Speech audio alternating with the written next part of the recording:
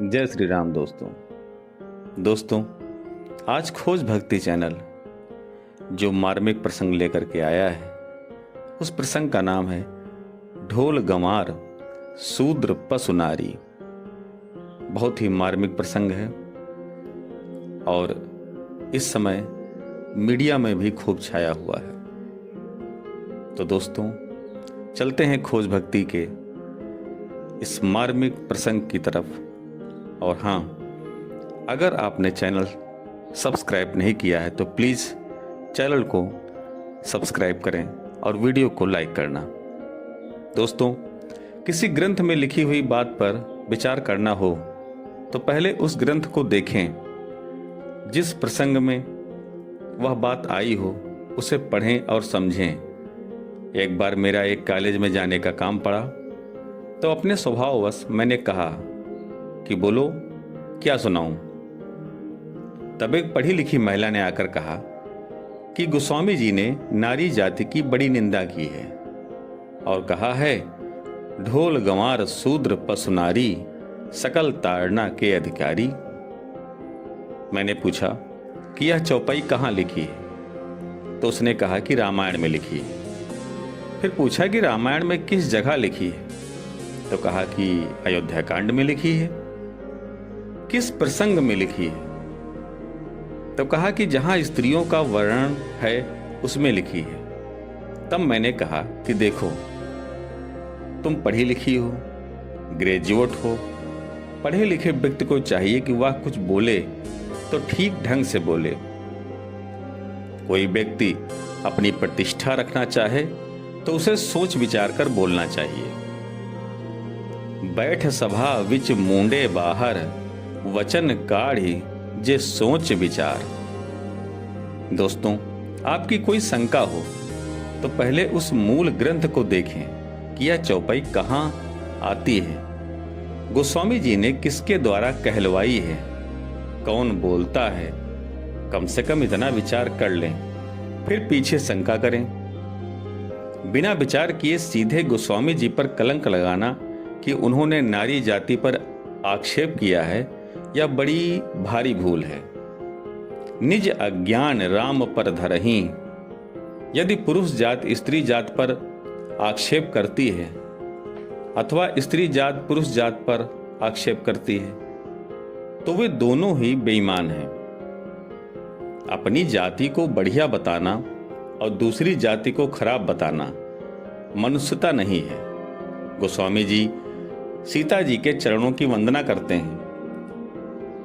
जनक सुता जग जननी जान की अतिशय प्रिय करुणा निधान की। ताके जुग पद कमल मनावों जासु कृपा निर्मल मति पावों। वे स्त्री जाति की निंदा कैसे कर सकते हैं? भला आदमी दूसरे की निंदा नहीं कर सकता, प्रत्युत अपनी निंदा कर सकता है कि भाई हम तो ऐसे हैं। पार्वती जी शंकर जी से कहती हैं, जासु भवन सुर तरु तर होई सह की दरिद्र जनित दुख सोई। शशि भूषण अस हृदय विचारी हरहु नाथ मम मति भ्रम भारी। जदपि जो सीता नहीं अधिकारी दासी मन क्रम बचन तुम्हारी। और गूढ़ों तत्व न साधु दुरावही आरत अधिकारी जह पावही। अति आरती पूछऊं सुर साराया रघुपति कथा कहाऊं करिदाया। पार्वती जी के शब्दों में कितनी विनम्रता है। उन्होंने अपने को ऊंचा नहीं बताया है। भला आदमी कभी अपने को ऊंचा और दूसरे को नीचा नहीं बताएगा। यदि ब्राह्मण भला आदमी हो तो वह कभी क्षत्रिय वैश्य शूद्र पर आक्षेप नहीं करेगा। यदि शूद्र भला आदमी हो तो वह कभी ब्राह्मण पर आक्षेप नहीं करेगा। आज जो दूसरों पर आक्षेप करते हैं, ब्राह्मणों पर आक्षेप करते हैं, साधुओं पर आक्षेप करते हैं, वे स्वयं कैसे आदमी हैं आप सोच लें। वे भले आदमी नहीं हो सकते। व्यक्तियों में सभी तरह के व्यक्ति होते हैं। स्त्रियों में सीता जी भी हैं, सूर्पणखा भी है, पुरुषों में श्री राम जी भी हैं और रावण भी है। ग्रंथों में सब तरह की बातें आती हैं, पर वे शिक्षा के लिए आती हैं, आक्षेप के लिए नहीं। उनकी शिक्षा है रामादिवद वर्तितव्यम न तु रावणादिवत, अर्थात बर्ताव करना हो तो श्री राम आदि की तरह करना चाहिए, रावण आदि की तरह नहीं। श्री रामचरितमानस के सुंदरकांड में आता है, सभय सिंधु गहि पद प्रभु केरे, क्षमहु नाथ सब अवगुण मेरे, गगन समीर अनल जल धरनी, इन कई नाथ सहज जड़ करनी, तौ प्रेरित माया उपजाए, सृष्टि हेतु सब ग्रंथनि गाए, प्रभु आयसु जहि कह जस आही, सो तहि भांति रहे सुख लहाही, प्रभु भल कीन्ह मोहि सिख दीन्ही, मर जादा पुनि तुम्हरी कीन्ही, ढोल गंवार शूद्र पशु नारी, सकल ताड़ना के अधिकारी। यह बात समुद्र कह रहा है।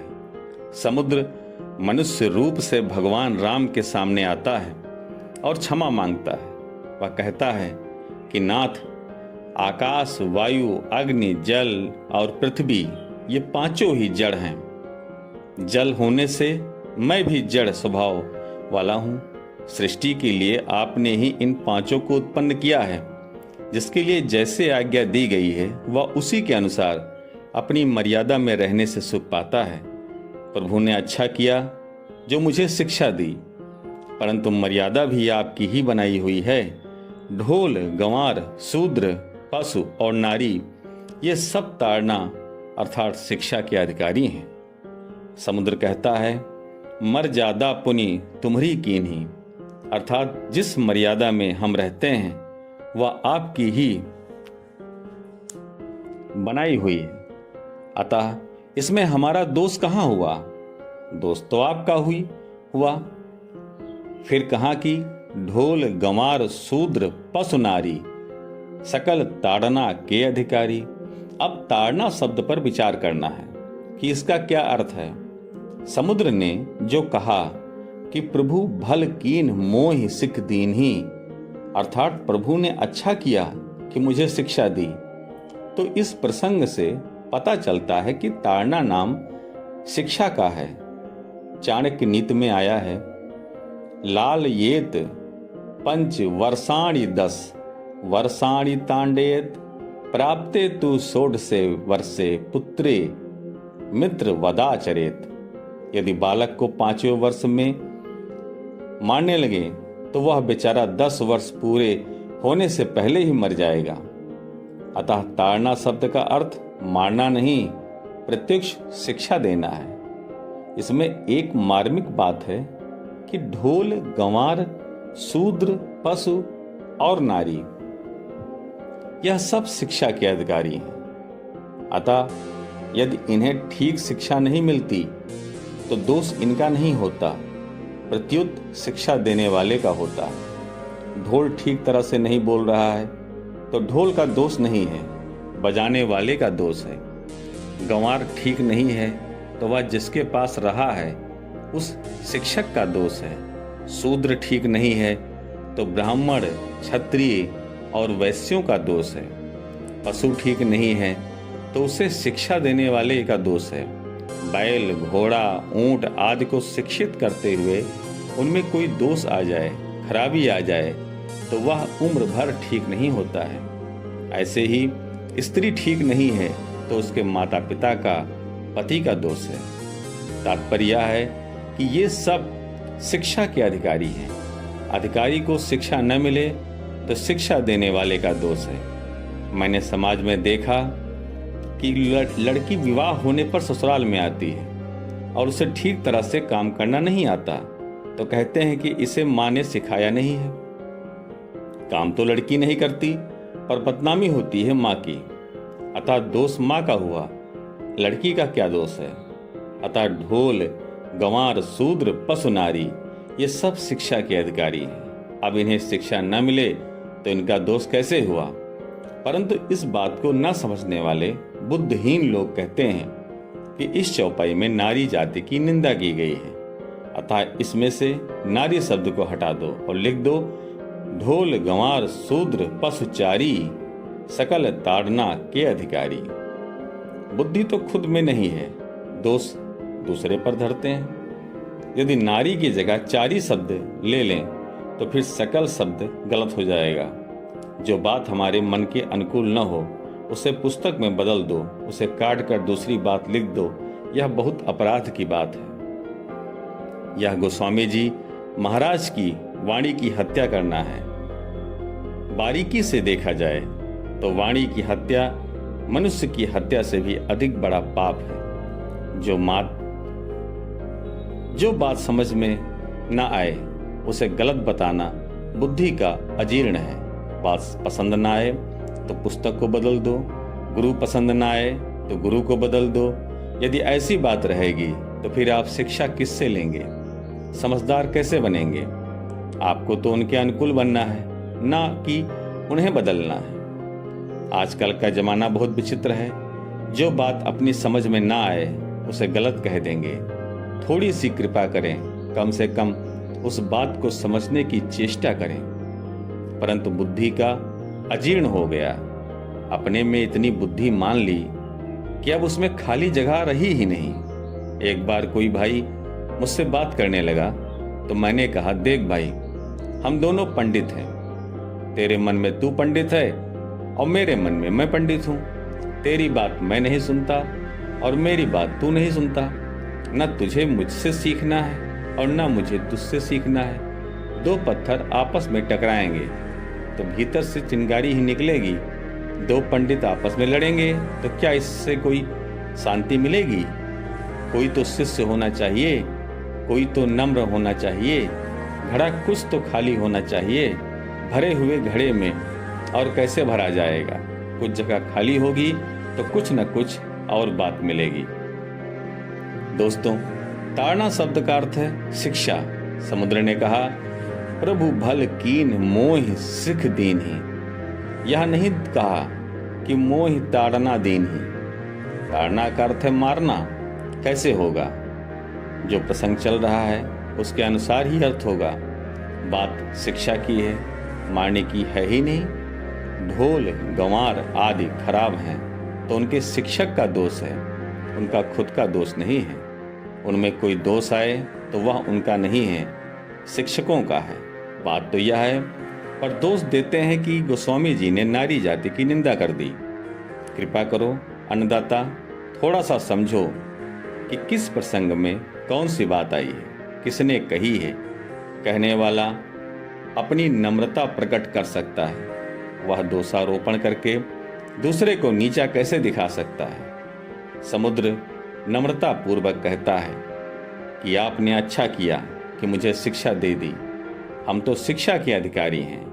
ठीक तरह से शिक्षा देने को ही ताड़ना कहते हैं। इसलिए कहा है, लाल नाद बहवो दोषास ताड़नाद बहवो गुणाः तस्मात् पुत्रम च शिष्यम च ताड़येत न तु लालयेत।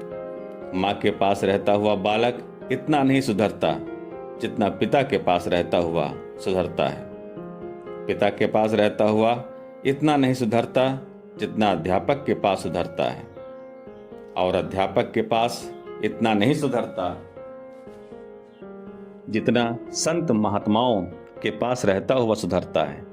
तात्पर्य यह है कि बालक पर जितना अधिक मोह होगा उसका उतना ही अधिक पतन होगा। माँ के पास में रहने वाला बालक प्रायः सुधर नहीं सकता, क्योंकि माँ का बालक पर अधिक मोह होता है, दया होती है। जो बालक को मूर्ख बना दे, जिससे बालक का अहित हो, वह दया कैसी? दया तो वह है जिससे बालक विज्ञ बने, श्रेष्ठ बने। पिता का मोह कम होता है और पिता से भी अध्यापक का मोह कम होता है। संत महात्मा निर्मोह होते हैं तो उनके पास रहने से बालक विलक्षण हो जाता है। गोस्वामी जी महाराज बचपन में संत नरहर जी महाराज के पास रहे थे। वे कहते हैं कि बचपन में मैंने सूकर क्षेत्र में गुरु से रामचरित सुना, पर उस समय मैं बालक था, मुझे चेत नहीं था इसलिए मैं उस कथा को समझा नहीं, परंतु ऐसा होने पर भी वे कितने ऊंचे दर्जे के संत हो गए और उन्होंने रामचरित को कितना समझ लिया। यह लेख दोस्तों ब्रह्मलीन श्रद्धेय स्वामी श्री राम सुख दास जी महाराज के द्वारा लिया गया है। प्रस्तुत मार्मिक प्रसंग यदि आपको पसंद आया हो तो प्लीज़ चैनल को सब्सक्राइब और वीडियो को लाइक करें। धन्यवाद। जय हिंद, जय भारत।